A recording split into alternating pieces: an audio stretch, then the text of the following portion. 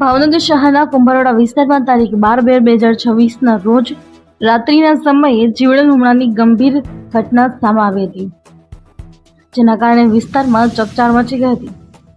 મળતી માહિતી મુજબ સામાન્ય બોલાચાલી દરમિયાન મામલો ઉગ્ર બની જતા આરોપીઓ દ્વારા ધારદાર હથિયારો સાથે હુમલો કરવામાં આવ્યો હતો. સંજય ઉર્ફે સાંગુ ભરતભાઈ ડાભી ઉપર રાહુલ ઉર્ફે ઢીલ તેમજ તેમનો ભાઈ સુનિલ ઉર્ફે સંજય તેમજ અનિલ રાઠોડ દ્વારા તલવાર ધારિયા અને છરી જેવા હથિયારો વડે હુમલો કરાયો હતો. હુમલા બાદ સંજય ઉર્ફે સાંગુ જમીન પર લોહી લુહાણ હાલતમાં પડી ગયા હોય, માથા અને મોઢાના ભાગે ગંભીર ઇજાઓ થતા આસપાસના લોકોમાં ભયનો માહોલ સર્જાયો હતો.